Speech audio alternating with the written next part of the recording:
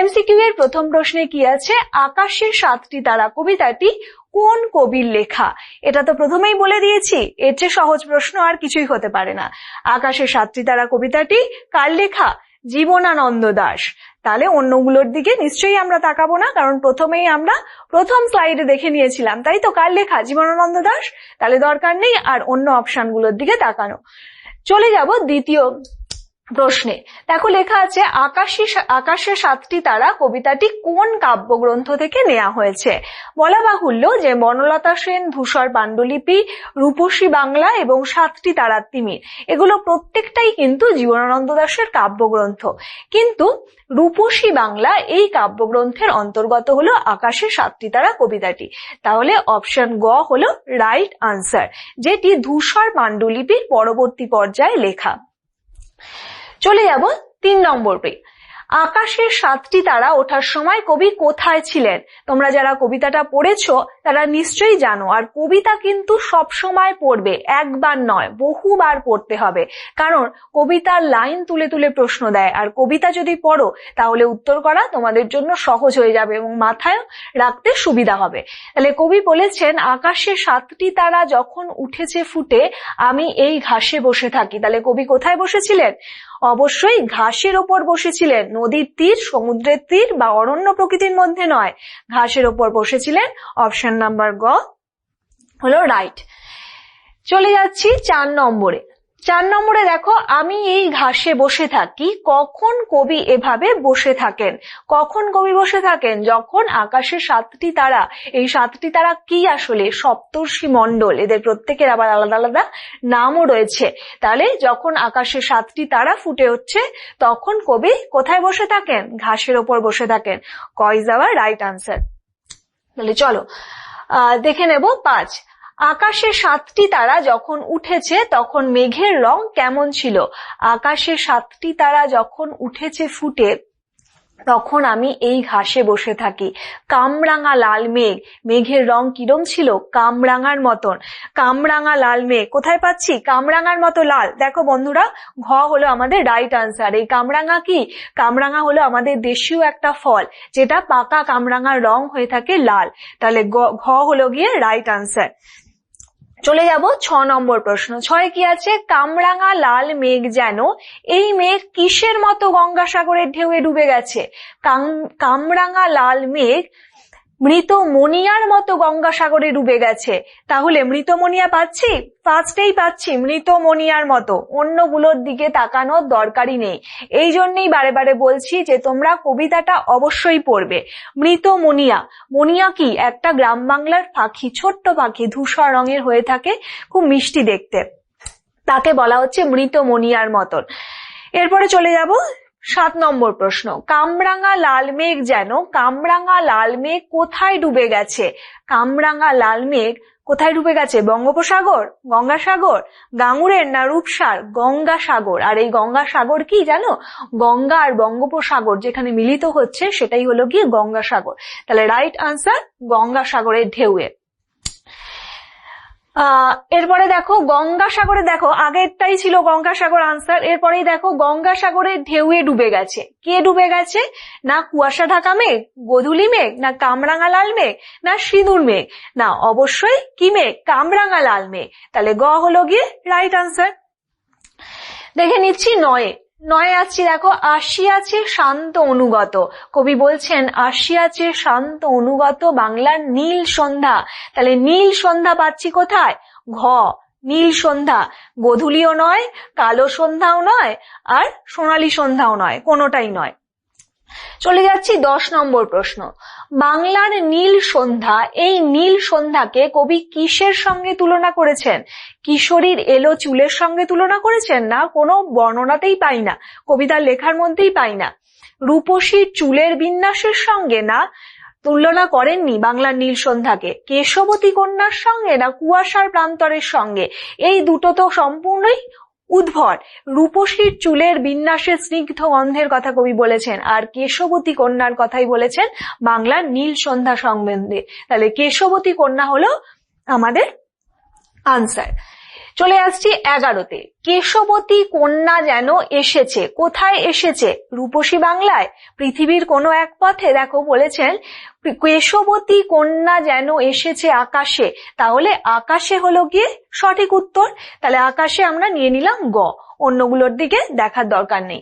চলে যাব 12তে। কেশবতী কন্যা যেন এসেছে আকাশে, কবির কল্পনায় কেশবতী কন্যা কে? এই কেশবতী কন্যা কি কামরাঙা লাল মেঘ, আকাশের 7টি তারা, রূপসী বাংলা, না বাংলার নীল সন্ধ্যা? তাহলে এখানে আনসার কি হবে বলো? কামরাঙা লাল মেঘের প্রসঙ্গ কখন এসেছে? এসেছে তো একদম প্রথম দিকে, কিন্তু কেশবতী কন্যার সাথে তুলনা করা হচ্ছে কার? বাংলার নীল সন্ধ্যাকে। বাংলার নীল সন্ধ্যাই হলো কেশবতী কন্যা। তাহলে কবির কল্পনায় এই কেশবতী কন্যা হলো বাংলার নীল সন্ধ্যা। চলে যাব 13তে। আমার চোখের পরে, আমার মুখের পরে। আমার বলতে কার কথা বলা হয়েছে? কবি এখানে আমার বলতে কিন্তু নিজের কথা বলেছেন। তাহলে এখানে অপশনগুলো দেখে নি, নীল সন্ধ্যাও হবে না, কেশবতী কন্যাও হবে না, অর্থাৎ কবির কথা হবে। তাহলে কবি হলো গ, হলো রাইট আনসার। চলে যাচ্ছি 14তে। চুল তার ভাসে, কোথায় চুল ভাসে? কবির চোখ ও মুখের পরে। অবশ্যই কবির চোখ ও মুখের পরেই তো চুল তার ভাসে। কবির কল্পনায় আকাশে বা নদীর জলে, কোনোটাই নয়। এগুলো খুব সহজ, এই ধরনের প্রশ্নগুলো।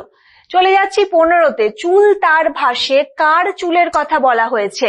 কেশবতী কন্যার, রূপসীর, কিশোরীর, না কিশোরের? তাহলে অবশ্যই কেশবতী কন্যার চুলের কথাই বলা হয়েছে। কেশবতী মানে কি? যার খুব চুল আছে। কেশ মানেই হলো চুল। চলে যাব 16তে। এ কন্যারে দেখিনি কো, এ কন্যাকে দেখেনি কোথায়? আকাশের 7টি তারা, কিশোরের পায়ে দলামুথা ঘাস, বাংলার অসত্য বট, না পৃথিবীর কোনো পথ? এ কন্যাকে দেখেনি আসলে পৃথিবীর কোনো পথ।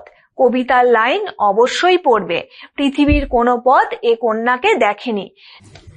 চলে যাচ্ছি 17 নম্বর প্রশ্ন। দেখো কি লেখা আছে? দেখি নাই অত, কে দেখেননি? এখানে অবশ্যই কবির কথা বলা হচ্ছে। কে দেখেননি? না কবি জীবনানন্দ দাশ দেখেননি। কোথায় কি? এরপরে দেখো পরবর্তী প্রশ্নে একটা আছে, দেখি নাই অত কবি কি দেখেননি? কবি বলছেন দেখি নাই অত অজস্র চুলের চুমা। তাহলে এখানে কি কোথাও পাচ্ছি অজস্র চুলের চুমা? অবশ্যই পাচ্ছি, খতে। তাহলে অন্যগুলোর দিকে আমরা তাকাবোই না। চলে যাব 19-এ। 19-এ কি আছে? অজস্র চুলের চুমা ঝরে, আম জাম। দেখো এখানে কিন্তু এক ধরনের সিকোয়েন্স আছে। কবি বলছেন যে অজস্র চুলের চুমা ঝরে, হিজলে কাঁঠালে জামে অবিরত। তাহলে হিজল কাঁঠাল জাম আমরা পাচ্ছি অপশন নাম্বার ঘতে। এখানে দেখো কিন্তু তোমাদের একটু গুলিয়ে বা ওলট পালট ভাবে লেখা আছে, তাহলে অবশ্যই কবিতাটা পড়া দরকার। 20-তে কি আছে দেখে নি। 20-তে আছে হিজলে কাঁঠালে জামে ঝরে অবিরত। কি অবিরত ঝরে? হিজলে কাঁঠালে জামে আকাশে 7টি তারা ঝরে? অবশ্যই নয়। বাংলার নীল সন্ধ্যা, না রূপসীর চুলের বিন্যাস, না রূপসীর চুলের বিন্যাসে স্নিগ্ধ গন্ধ ঝরে। আর অজস্র চুলের চুমা ঝরে হিজলে কাঁঠালে জামে। তাহলে ঘ হলো গিয়ে রাইট আনসার। চলে আসছি 21-এ। 21-এ দেখো, জানি নাই এত স্নিগ্ধ গন্ধ ঝরে। কোথায় এই ঝরে? জানি নাই এত স্নিগ্ধ গন্ধ ঝরে রূপসীর চুলের বিন্যাসে। আমরা পাচ্ছি এই লাইনটা কোথাও? হ্যাঁ পাচ্ছি, দেখো ঘতে পাচ্ছি, রূপসীর চুলের বিন্যাসে। তাহলে নরম ধানের ক্ষেত বা কলমির ক্ষেত বা হিজল কাঁঠাল জাম, কোনোটাই নয়। 22 নম্বর দেখো, পৃথিবীর কোন পথে কবি কিসের গন্ধ পেয়েছেন? গাঙুরের ঢেউয়ের গন্ধ? না, এই প্রসঙ্গে আমরা পাইনি। নরম ধানের গন্ধ, কলমির গন্ধ? অবশ্যই পেয়েছেন। রূপসীর চুলে স্নিগ্ধ গন্ধ? না, এটা কিন্তু পরবর্তী ক্ষেত্রে উল্লেখ আছে, শস্যের গন্ধ, যেটা কবিতার মধ্যে উল্লেখিতই নেই। তাহলে নরম ধানের গন্ধ এবং কলমির গন্ধ হলো রাইট আনসার, যেটি কবি পেয়েছেন পৃথিবীর কোন পথে। চলো চলে যাই 23 নম্বর প্রশ্নে। ধানের গন্ধ কেমন? ধানের গন্ধ স্নিগ্ধ, উগ্র, নরম, না গরম? কবি বলেছেন ধানের গন্ধ নরম, নরম ধানের গন্ধ। তাহলে রাইট আনসার হলো নরম। দেখে নেব 24। 24-এ কি আছে, আকাশে ড্যাশ তারা যখন উঠেছে ফুটে। তাহলে কোন তারার কথা, কতগুলো তারার কথা বলা হচ্ছিল? অবশ্যই 7টি তারার কথা বলা হচ্ছিল।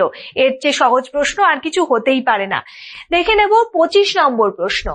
নরম ধানের গন্ধ কলমির ঘ্রাণ কবি কোথায় নিয়েছেন? চোখের পরে, মুখের পরে? অবশ্যই নয়। গঙ্গাসাগরের ঢেউয়ে? না। পৃথিবীর কোনো পথে? অবশ্যই পৃথিবীর কোনো পথে নরম ধানের গন্ধ, এই পৃথিবীর কোনো পথে নরম ধানের গন্ধ এবং কলমির ঘ্রাণ কবি পেয়েছেন। তাহলে রাইট আনসার অপশন নাম্বার গ। দেখে নেব 26 নম্বর প্রশ্ন। হাঁসের পালক স্বর, পুকুরের জল, এসবের মাঝে কি আছে বলে কবি মনে করেছেন? অপশনগুলো দেখে নেব একবার। ক্লান্ত নীরবতা? অবশ্যই নয়। নরম ধানের গন্ধ, বাংলার নীল সন্ধ্যা, বাংলার প্রাণ, এসবের মাঝে কবি পেয়েছেন নরম ধানের গন্ধ। অপশন নাম্বার খ হলো আমাদের সঠিক উত্তর। 27 নম্বরে দেখো, আকাশে 7টি তারা কবিতায় কবি কোন কোন মাছের নাম উল্লেখ করেছেন? কবি চাঁদা এবং সরপুঁটি মাছের কথা বলেছেন। এই চাঁদা আর সরপুঁটি দুটি গ্রাম বাংলার খুব পরিচিত দুটি মাছ। এই ধরনের মাছ খুব মিষ্টি স্বাদের হয়ে থাকে। তাহলে চাঁদা সরপুঁটি পেয়ে যাচ্ছি। চলে যাব 28-এ। চাঁদা সরপুঁটিদের ঘ্রাণ কেমন? চাঁদা সরপুঁটিদের ঘ্রাণ হলো মৃদু। প্রথমেই দেখে নেব মৃদু, তীব্র, নরম, স্নিগ্ধ কোনোটাই নয়। 29-এ দেখো গিয়ে, চাল ধোয়া ভিজে হাত, কার এমন হাত? কার কথা বলা হচ্ছে? কিশোরীর চাল ধোয়া ভিজে হাতের কথা বলছে। তাহলে রাইট আনসার গ। 30-এ দেখো কি আছে, কিশোরীর চাল ধোয়া ভিজে হাত, এই হাতকে কবি কি বলেছেন? শীত হাতখানা বলেছেন। অবশ্যই, কারণ তার হাত যখন সে চাল ধুয়েছে তখন তার হাতটা ভিজে আছে, তাই জন্য সেটাকে বলা হচ্ছে শীত হাতখানা। তাহলে ক হলো গিয়ে সঠিক উত্তর। 31-এ কি আছে, কিশোরের পায়ে দলা কি? লাল লাল বটের ফল, মুথা ঘাস? অবশ্যই মুথা ঘাস, কারণ মুথা ঘাস হলো এক ধরনের ঘাস যার খুব সুন্দর গন্ধ হয়। কিশোরের পায়ে দলা মুথা ঘাসের কথাই কবিতায় বলা হয়েছে। 32-এ দেখো, লাল লাল ফলগুলি, লাল লাল ফলগুলি কিসের? বটের। তাহলে করমচা, তেলাকুচি বা কুলের কোনোটাই নয়। চলে যাচ্ছি 33-এ। বটের ফলের ব্যথিত গন্ধের, বটের ফলের রং কেমন ছিল? তোমরা নিশ্চয়ই বট ফল দেখেছো। বট ফল কি ধরনের হয়ে থাকে? ছোট ছোট লাল লাল হয়ে থাকে। তাহলে অবশ্যই বটের ফলের রং কোথায় আছে? লাল লাল। ক হলো গিয়ে সঠিক উত্তর। চলে যাব 34-এ। 34-এ কি আছে, ব্যথিত গন্ধের ক্লান্ত নীরবতা, কোন ফলের মধ্যে কবি এরূপ পেয়েছেন? কবি বলেছিলেন লাল লাল বটের ফলের মধ্যে তিনি পেয়েছেন ব্যথিত গন্ধের ক্লান্ত নীরবতা। তাহলে ব্যথিত গন্ধের ক্লান্ত নীরবতা কার মধ্যে পাই? লাল লাল বটের ফলের মধ্যে। পরবর্তী প্রশ্ন 35-এ কি আছে, যখন উঠেছে ফুটে আমি পাই টের, কোথায় কি ফুটে উঠেছে? বাগানে ফুল ফুটে উঠেছে? একেবারেই নয়। আকাশে চাঁদের আলো ফুটে উঠেছে? একেবারেই নয়। কামরাঙা লাল মেঘ যখন সোনালি আলো, কামরাঙা লাল মেঘে যখন সোনালি আলো ফুটে উঠেছে? অবশ্যই নয়। আকাশে 7টি তারা যখন ফুটে উঠেছে। তাহলে এটাই হলো গিয়ে রাইট আনসার। দেখে নেব 36-এ কি আছে। 36 দেখো, কেশবতী কন্যা যেন এসেছে আকাশে, কবির এমন মনে হওয়ার কারণ কি? আকাশ জুড়ে ঘন কালো মেঘ করেছে? না, কোনো বর্ষার দিনের কথা তো কবি এই কবিতায় ফুটিয়ে তোলেননি। দিনের আলো নিভে গিয়ে সন্ধ্যা নেমেছে, এটা কিন্তু অবশ্যই ঠিক, কারণ দিনের আলো নিভে গিয়ে সন্ধ্যা যখন ফুটে উঠছে তখনই কবিতায় তা তিনি লিখছেন। মেঘ যেন আকাশে এক নারী মূর্তি ধারণ করেছে, মেঘ কি নারী মূর্তি ধারণ করেছে? না, কোনো কুয়াশা ঘন মেঘের কথা কিন্তু বলা হয়নি। রূপকথার জগতে এরকম ঘটনা ঘটতে দেখা যায় না। তাহলে দিনের আলো নিভে গিয়ে সন্ধ্যা নেমেছে হলো এর সঠিক উত্তর। চলে যাচ্ছি 37-এ। পৃথিবীর কোন পথ এ কন্যারে দেখেনি কো? পৃথিবীর কোন পথে এই কন্যাকে দেখতে না পাওয়ার কারণ? এই কন্যা শুধু আকাশপথে বিচরণ করে? নয়, এই কন্যা প্রকৃতপক্ষে আসলেই কবির কল্পনা, কারণ কবিতায় জীবনানন্দ দাশের বহু কবিতাতেই নারী এক প্রকৃতি রূপ ধারণ করেছে। এখানেও কিন্তু নারী এই কন্যা আসলে প্রকৃতপক্ষে কবির কল্পনা। দেখে নেব পরবর্তী প্রশ্ন। 38-এ কি আছে? গঙ্গাসাগরের ঢেউয়ে ডুবে গেছে কে? গঙ্গাসাগরের ঢেউয়ে ডুবে গেছে কামরাঙা লাল মেঘ। তাহলে মেঘ হলো গিয়ে সঠিক উত্তর, অন্যগুলো নয়। 39 দেখো, 39-এ কি আছে? কামরাঙা লাল মেঘ যেন মৃত মনিয়ার মতো ঢেউয়ে ডুবে গেছে। কোন ঢেউয়ের কথা বলা হয়েছে? গঙ্গাসাগর। তাহলে গঙ্গাসাগর, অন্যগুলো একেবারেই নয়। 40-এ দেখো, শান্ত অনুগত বাংলার সন্ধ্যার রং কিরম ছিল? শান্ত অনুগত বাংলার সন্ধ্যার রং ছিল নীল। এই নীল হলো একটা মায়াময় আবেদনের প্রতীক, এক রোমান্টিকতার প্রতীক। তাহলে নীল, গ হলো গিয়ে রাইট আনসার। 41-এ কি রয়েছে? সন্ধ্যাকে যার সঙ্গে তুলনা করা হয়েছে। সন্ধ্যাকে কার সাথে তুলনা করা হয়েছে? মনিয়ার সঙ্গে, রূপসীর চুলের সঙ্গে, কামরাঙা মেঘের সঙ্গে, না কেশবতী কন্যার সঙ্গে? অবশ্যই সন্ধ্যাকে তুলনা করা হয়েছে কেশবতী কন্যার সঙ্গে। এটাই হলো রাইট আনসার। 42 দেখে নিচ্ছি। এ কন্যারে দেখিনি কেউ। এ কন্যাকে দেখেনি কে? এই কন্যাকে দেখেনি কামরাঙা লাল মেঘ, পৃথিবীর কোন পথ, আকাশে 7টি তারা, না নীল সন্ধ্যা? পৃথিবীর কোন পথ এ কন্যারে দেখেনি, কারণ এর মধ্যে দিয়ে কবি একটা স্বাদেশিকতা বোধ জাগ্রত হচ্ছে যে বাংলার এই নীল সন্ধ্যা আদতে তিনি কোথাও দেখতে পান না। তাহলে পৃথিবীর কোন পথ এ কন্যাকে দেখেনি। চলে যাব 43 নম্বর প্রশ্ন। রূপসীর বিন্যাসে স্নিগ্ধ গন্ধ ঝরে যা। কিসের গন্ধ ঝরে? অবশ্যই চুলের গন্ধ ঝরে, অন্যগুলো ফুল দুল মালা কোনোটাই নয়। 44 দেখে নেব। ব্যথিত গন্ধের ক্লান্ত নীরবতা। ব্যথিত গন্ধ আছে কিসে? পায়ে দলা মুথা ঘাস আর লাল লাল বটের ফলে। এটাই হলো গিয়ে রাইট আনসার। তাহলে কবিতা যদি পড়ে থাকো তাহলে এই ধরনের উত্তরগুলো করা খুবই সহজ। 45-এ কি আছে? আকাশে 7টি তারা কবিতায় পংক্তির সংখ্যা কত? আকাশে 7টি তারা কবিতায় পংক্তির সংখ্যা হলো 14টি। ভালো করে মনে রাখবে, পারলে কবিতার সাথে মিলিয়ে নিও। 46 দেখো, এরই মাঝে বাংলার প্রাণ। বাংলার প্রাণ শক্তি নিহিত কোথায় আছে? সন্ধ্যার তারাপরা আকাশের সৌন্দর্যে, কামরাঙা লাল মেঘে, কবির মনে, না বাংলার পরমা সুন্দরী প্রকৃতির রাজ্যে? এগুলো হলো একটা কনসেপ্ট বেস প্রশ্ন। তাহলে কবি যে বর্ণনা দিয়েছেন, যে সন্ধ্যার যে সূচনা লগ্নের বর্ণনা দিয়েছেন, তার পুরো রূপের কিন্তু ছবি ফুটে উঠেছে। তাহলে এখানে রাইট আনসার হবে বাংলার পরমা সুন্দরী প্রকৃতি রাজ্যে। চলে যাচ্ছি 47 নম্বর প্রশ্ন। আমি পাই টের, কবি যা টের পান তার পরিচিত মনিয়া পাখিটি আর নেই। না, কবিতায় কিন্তু এমন কথা উল্লেখিত নেই। আকাশে এক কেশবতী কন্যার আবির্ভাব হয়েছে, না হিজলে কাঠালে জামে অন্ধকার নেমে এসেছে, না বাংলার প্রাণ শক্তি লুকিয়ে আছে পল্লী প্রকৃতিতে? এটাও কিন্তু একটা কনসেপচুয়াল প্রশ্ন। তাহলে কবি যখন বলছেন যে আমি পাই টের, তখন কিসের কথা বলছেন? কবি যা টের পান আসলে বাংলার প্রাণ শক্তি লুকিয়ে রয়েছে তার পল্লী প্রকৃতিতে।